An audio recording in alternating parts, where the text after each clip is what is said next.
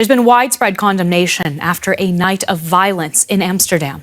Authorities there say rioters actively targeted Israeli fans following a football game between Maccabi Tel Aviv and Ajax Amsterdam.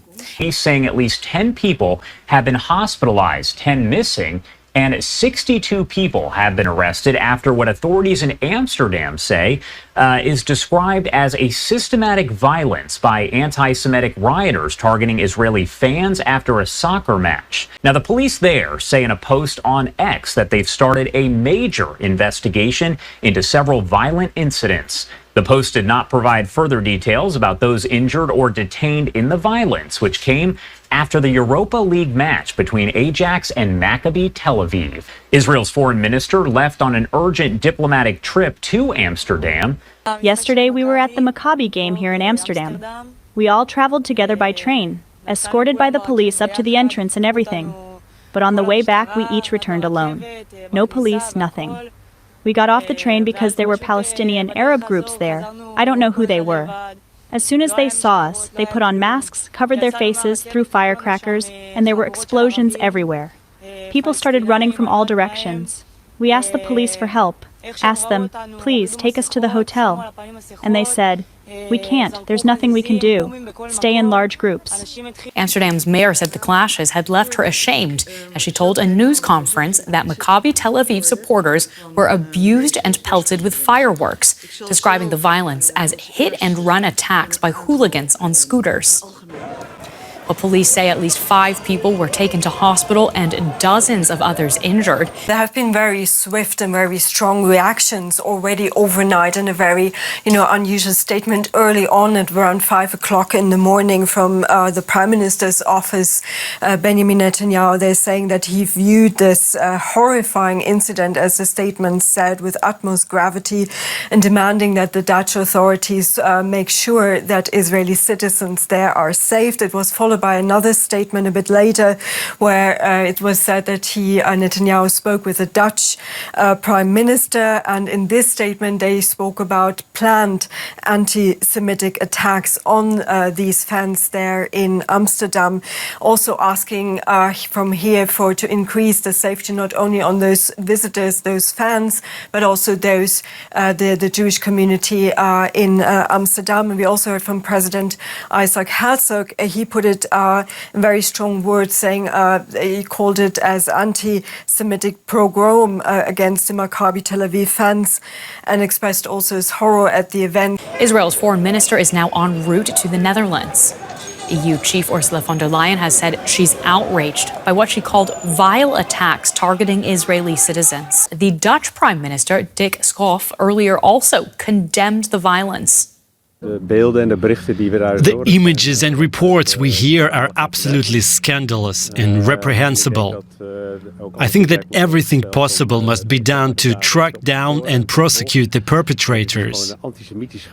This is simply anti-Semitic violence against Israelis. That it can happen in 2024 defies description and is out of all proportion.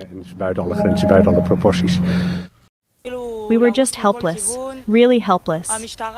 They were everywhere on the streets, and there was nowhere to go, like entering hotels that weren't ours, hoping they weren't hotels with Arab people.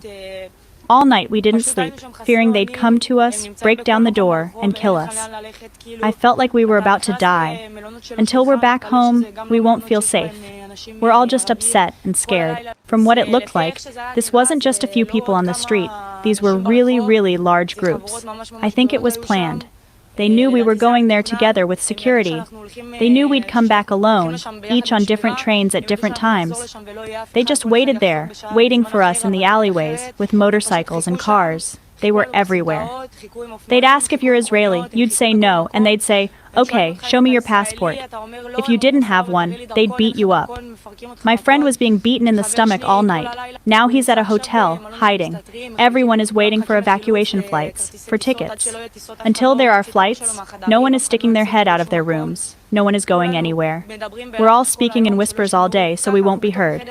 Just sitting in the room, whispering on the phone with our parents so they won't hear us speaking Hebrew. I was supposed to go back on Sunday to leave Amsterdam, and this is the first rescue flight that's going to leave from here. Somehow we managed to get a ticket through connections, but people here are voiceless, looking for anyone to help them, for someone to help them find flights, to take them from the hotels. People are afraid to show their faces. Girls are in severe anxiety, sitting and crying, unable to move since yesterday. There's not enough police, and even now in the square, there are many protests. And when the police didn't help us, and no one came to help, our Maccabi organization went out in a big group of 50 or 100 people. They went around helping and evacuating people, going through the streets, helping those who were on the ground. They did everything, all the work, and in our own country, we do anything to make sure no one here gets hurt any more than they already have. Honestly, thank you. Thank you so much. We really appreciate the organization and love them. Go Maccabi. Seems that there was a lot happening in the run-up to this match it was a Europa League match between Maccabi Tel Aviv and the Dutch team Ajax. There were a lot of fans from Israel, from Tel Aviv, who'd come in to Amsterdam for this match. And know that ahead of this game, the mayor of Amsterdam had actually banned any pro-Palestinian demonstrations or gatherings in and around the stadium area, fearing these very clashes would break out. But there has been a series of political remarks at the very high level. In Israel, it is being called anti-Semitic. And we understand that the Israeli Security Ministry has also reached out to fans in Amsterdam, to people who've traveled, to tell them to stay in their hotel rooms. They are coordinating with the Dutch government. You mentioned those planes that have been sent to evacuate people and send them back home to Israel.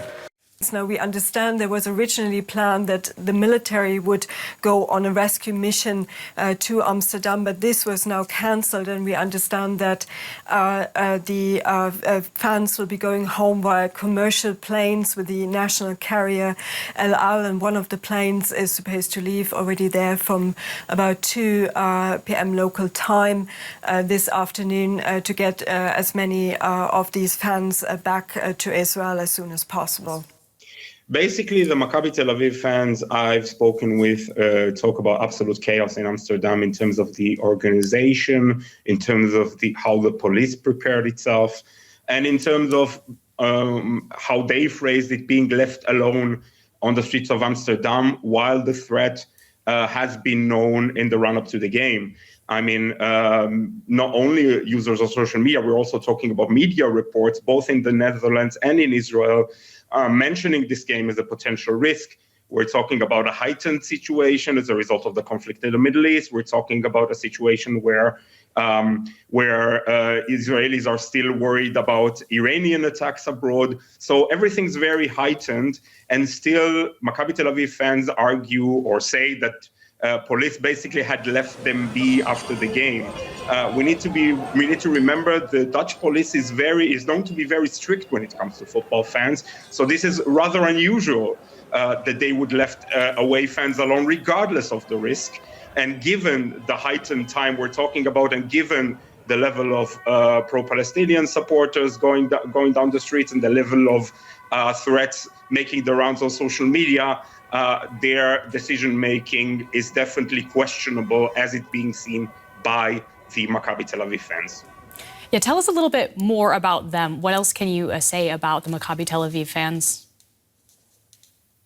Well, Maccabi Tel Aviv is the most supported club in Israel. It's basically the Israeli version of Bayern Munich, the most successful football club. Their fans come from all over the place. Left wing, right wing, there aren't any specifics to be said about them just because their support is so big. It needs to be said that their main ultra group, Maccabi Fanatics, are known to have far-right views, and they've acted upon those views before. But we're talking about a few dozens of people out of a group of several hundred thousands when we're talking about Israel, and we're talking about the events in Amsterdam. According to Israeli reports, some 3,000 Maccabi Tel Aviv fans were present. So we couldn't say that this is a group of people affiliated with a certain political view, even though it needs to be said, as said in the report beforehand, there were anti-Palestinian chants being made. There were chants about the IDF handling the Arabs in a very derogatory way. Those are things which happened. The removal of Palestinian flags from private houses' windows. Those are things that happened. Having said that, the attacks have already started long before the footage had started doing the rounds on social media. So I get the impression that those are two parallel developments which took place at the same time, in principle. So on the one hand, you had attacks taking place against singular Israelis walking around the streets of Amsterdam, also the evening before the game. And on the other hand, you had Maccabi Tel Aviv fans removing Palestinian flags, chanting anti-Palestinian songs in the city.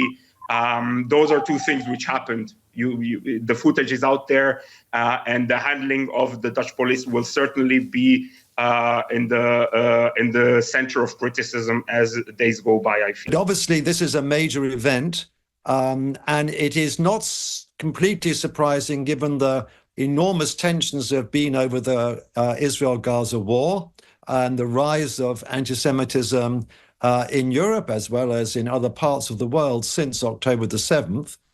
And this is really a manifestation of what can happen when things go wrong. Now, the authorities in Amsterdam tried to ban a pro-Palestinian march, but it seems to be that it's not the march that was the problem.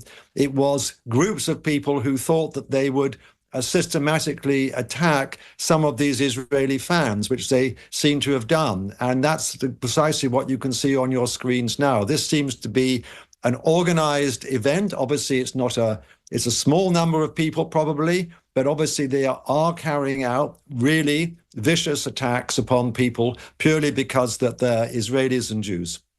Have we seen attacks like this, specifically anti-Semitic attacks elsewhere? This is not the first time that something like this has happened, but maybe larger than normal, because again, you're talking about 62 arrests being made there by Amsterdam police.